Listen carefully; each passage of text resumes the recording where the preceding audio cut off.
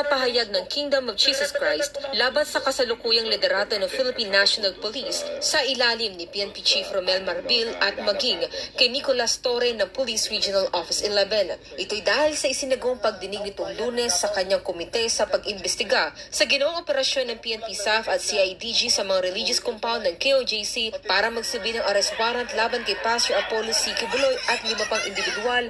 Muling binalikan ang karumal-dumal na nangyari noong June 10, 2024. Ibinahagi ni Sister Eleanor Cardona, Executive Secretary ng KOJC at Brother Carlo Catiil, Resident Minister ng Simbahan, ang labis na pagkatroma ng mga misyonaryo nang lusubin sila ng mga kapulisan, bitbit ang malalaking armas at suot ang kanilang full battle suit na animoy lulusob sa gera.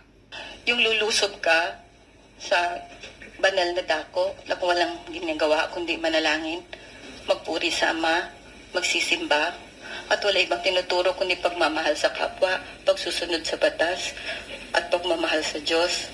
For the first time in my life, I saw all those PNP personnel who were ready geared for war with all their ammunitions, yung mga baril nila napakalaki.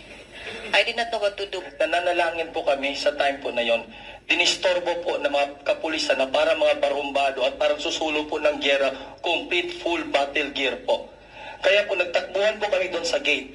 Akala po namin, Mr. Chair, magaling po yung mga intelligence po ng ating kapulisan at pinag-aralan po nilang mabuti. Natural po, Mr. Chair, nananalangin po kami. Whole family nandun po lahat.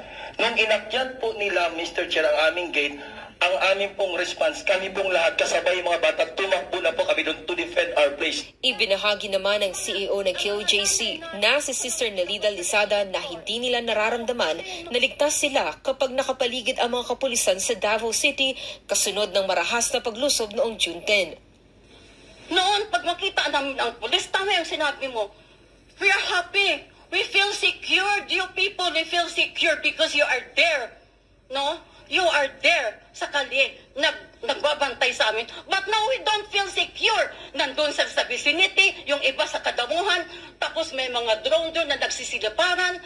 Kahit sa bundok, sir, mayroong drone. Matatandaan una na ring inireklamo ng KOJC ang patuloy na surveillance na ginagawa sa kanila, kabilang ng pagpapalipad ng mga drone araw at gabi, kasabay ng mga ulat na mayroong listening devices sa paligid ng kanilang mga religious compound. Kaugnay dito, pinagsabihan din ng dating PNP Chief Senator Bato si Torre sa nangyayari ngayon sa Davao City. The way I heard it, the way I observed, na para bang na ang mga tao ay nagiging anti-police na sa Davao City. It's your job. It's your responsibility na sana, i-maintain mo yan.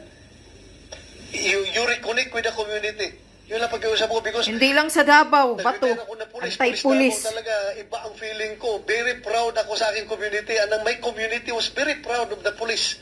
Pinaalala din ni Bato na binuo nila ang tiwala ng taong bayan sa pulis na sa matagal na panahon ay umiiral sa Davao. Kaya hiling niya na sana'y hindi ito mawala sa ilalim ng liderato ng PNP ngayon. Masakit sa kalooban ko na yung pulis pala sa Davao hindi na pagkatiwalaan. Yes, tama. We build that trust between the police and the community for a very long time. Mahal ng pulis ang kanyang komunidad. Mahal ng komunidad ang kanilang pulis. Ganyan po ang treatment namin sa Davao noon. Ngayon parang sinira nga nila, sinasadya yan. Sinisira ni Tory, hindi naman taga Davao yan. Pulis nila. Sana ma-fix natin ito. Please, ibalik natin yung trust ng taong bayan sa ating kapulisan. Balik pa. Samantala, matatandaan na patong-patong na kaso na rin ang isinampa ng KOJC sa mga otoridad na nasa likod ng marahas na paglusob. Inaasahan naman na magpapatuloy ang naturang pagdinig sa Agosto 20. Para sa Diyos at